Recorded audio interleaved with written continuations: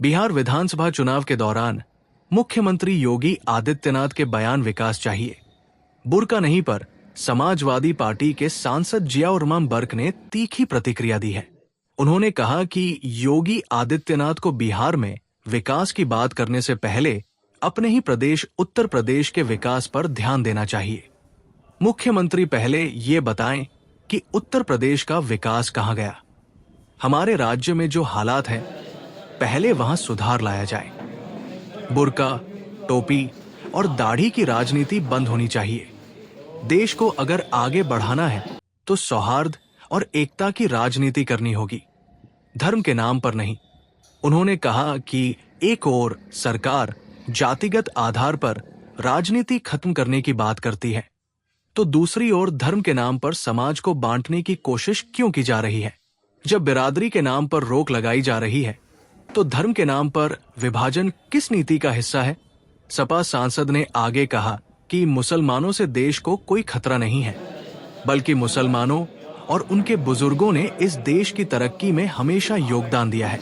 देश की असली तरक्की तभी होगी जब सभी धर्मों के लोग मिलकर रहेंगे और असली मुद्दों पर काम होगा। जब उनसे पूछा गया कि चुनाव के वक्त ही हिंदू मुस्लिम की बात क्यों होती है, तो बर्क ने कहा यही तो सवाल है। चुनाव आते ही हिंदू समाज को मुसलमानों से खतरा क्यों दिखने लगता है। ये सिर्फ वोटों के बंटवारे की राजनीति है, लेकिन अब जनता समझ चुकी है और विकास व देशहित के मुद्दों पर ही फोकस करना चाहती है। अंत में उन्होंने कहा, मुसलमान इस देश का मालिक है, यही रहेगा, कहीं नहीं जाएगा। सदियों से जैसे दूसरे धर्मों के साथ मिलजुल कर रहा है, वैसे ही हमेशा रहेगा। सांसद जी, बिहार में योगी आदित्यनाथ जी ने कहा है कि बिहार को विकास चाहिए, बुर्का नहीं चाहिए। इसको कैसे देखते हैं? उत्तर प्रदेश का बिहार को विकास देने की बात करने से पहले मैं पूछना चाहता हूँ, उत्तर प्रदेश का विकास कहाँ गया। पहले हमारे उत्तर प्रदेश में विकास होना चाहिए। और रही बात ये जो बुर्खे, टोपी और दाढ़ी की और जो तिलक की और जो सुहाग की राजनीति है, इसको ख़त्म कर करके देश के हित की राजनीति की बात करनी चाहिए। आपस में धन के नाम पर भिड़ा करके कहाँ, तो मैं देख रहा हूँ उत्तर प्रदेश के अंदर जातिगत तक मसले के ऊपर रोक लगाई गई थी कि जाति बिरादरी की को बढ़ावा नहीं दिया जाएगा, नाम मेंशन नहीं किया जाएगा। तो फिर ये धर्म के नाम पर बांटने का काम क्यों हो रहा है? ये तो अलग अलग नीति है। जब आप बिरादरी तक पर रोक लगाने का प्रयास कर रहे हो, तो फिर धर्म पे के नाम पर बांटने का क्या मतलब बनता है? चुनाव के अंदर ये क्यों धर्म एकदम से उजागर हो जाता है? क्यों ये बुर्खा और दाढ़ी टोपी का क्यों मसला आ जाता है? ये कुछ नहीं है। इस देश के अंदर मुसलमानों को इस देश से खतरा नहीं है, बल्कि तारीख गवाह है कि हमारे मुसलमानों ने, हमारे बुजुर्गों ने इस देश की तरक्की के लिए हमेशा सहयोग दिया है, योगदान दिया है, कुर्बानियाँ दी हैं। और मैं सिर्फ ये नहीं कह रहा कि मुसलमानों ने दी, यकीनन दूसरे धर्म के लोग भी रहे हैं, लेकिन मेरा कहने का मकसद ये है कि आज जो मुसलमानों का भय खौफ दिखा करके जो वोटों की बांटने की राजनीति करना चाहते हैं, उन लोगों को समझना चाहिए इस देश की तरक्की इस चीज़ से नहीं होगी, बल्कि इस देश की तरक्की होगी कि जब सब लोग मिल कर के रहें और हमारे देश में एकता कायम रहे और हमारे देश के जो मुद्दे हैं, जो जनहित के मुद्दे हैं, उन पर काम हो, तो तभी हमारे देश की तरक्की मजबूती के साथ। जब जब देश में इलेक्शन आते हैं, तो जब जब चुनाव जो है हिंदू HM में क्यों बट जाता है? मैं वही तो आपसे कह रहा हूँ, आपने मेरे सवाल का जवाब खुद ही दे दिया कि जब चुनाव आता है तो हिंदू मुस्लिम का मसला क्यों उजागर होता है, क्यों एकदम से हिंदू समाज को खतरा मुसलमानों से दिखाया जाता है, क्यों मुसलमान देश को मुसलमानों से खतरा नज़र आता है। इससे पहले ये मुद्दा क्यों ख़त्म हो जाता है? जब चुनाव आएगा कहीं भी किसी राज्य के अंदर भी या लोकसभा का चुनाव हो, तो उस समय आप देखेंगे कि लगातार इस टाइप के मुद्दों को उजागर किया जाता है और ये सिर्फ और सिर्फ एक राजनीति का हिस्सा है, जिसके तहत वोटों को बंटवारा पोलराइज कर करके चुनाव को बांटा जा सके।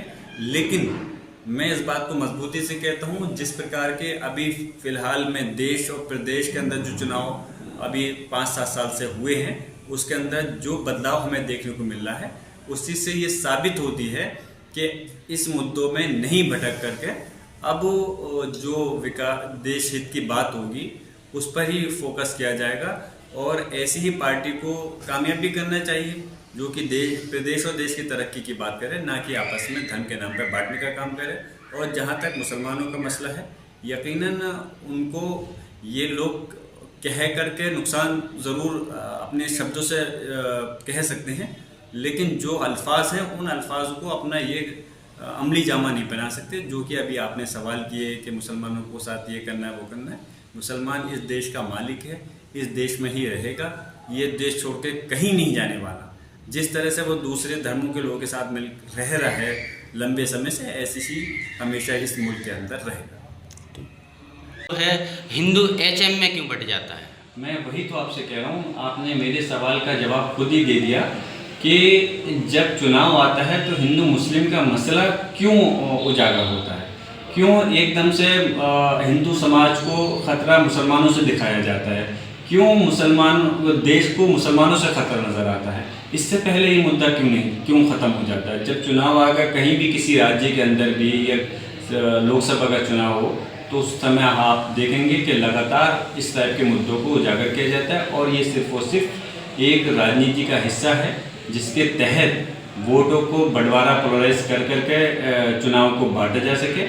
लेकिन मैं इस बात को मजबूती से कहता हूँ, जिस प्रकार के अभी फ़िलहाल में देश और प्रदेश के अंदर जो चुनाव अभी 5-7 साल से हुए हैं उसके अंदर जो बदलाव हमें देखने को मिल रहा है, उस चीज़ से ये साबित होती है कि इस मुद्दों में नहीं भटक करके अब जो विकास देश हित की बात होगी उस पर ही फोकस किया जाएगा और ऐसी ही पार्टी को कामयाब भी करना चाहिए जो कि प्रदेश और देश की तरक्की की बात करे, ना कि आपस में धन के नाम पर बांटने का काम करे।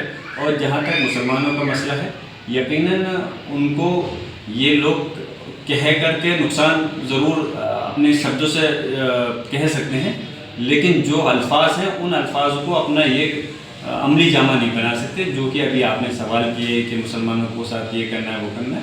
मुसलमान इस देश का मालिक है, इस देश में ही रहेगा, ये देश छोड़ के कहीं नहीं जाने वाला।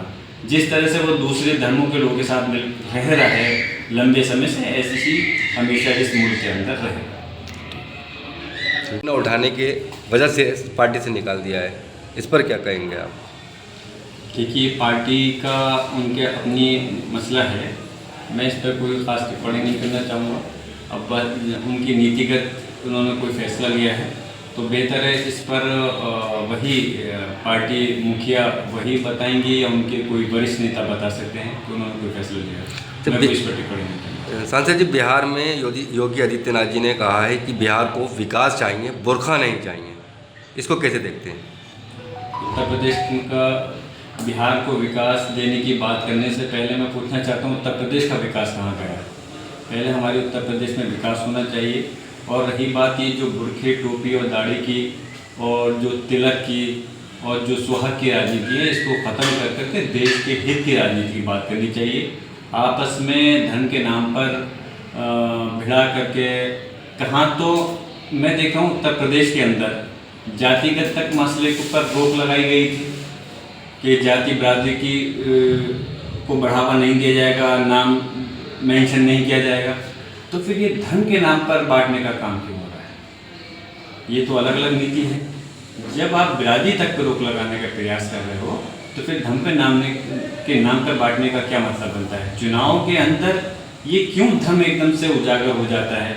क्यों ये बुर्खा और दाढ़ी टोपी का क्यों मसला आ जाता है? ये कुछ नहीं है। इस देश के अंदर मुसलमानों को इस देश से खतरा नहीं है, बल्कि तारीख गवाह है कि हमारे मुसलमानों ने, हमारे बुजुर्गों ने इस देश की तरक्की के लिए हमेशा सहयोग दिया है, योगदान दिया है, कुर्बानियाँ दी हैं। और मैं सिर्फ ये नहीं कह रहा कि मुसलमानों ने दी, यकीनन दूसरे धर्म के लोग भी रहे हैं, लेकिन मेरा कहने का मकसद ये है कि आज जो मुसलमानों का भय खौफ दिखा करके जो वोटों की बांटने की राजनीति करना चाहते हैं, उन लोगों को समझना चाहिए इस देश की तरक्की इस चीज़ से नहीं होगी, बल्कि इस देश की तरक्की होगी कि जब सब लोग मिलकर के रहें और हमारे देश में एकता कायम रहे और हमारे देश के जो मुद्दे हैं, जो जनहित के मुद्दे हैं, उन पर काम हो, तो तभी हमारे देश की तरक्की मजबूती के साथ। जब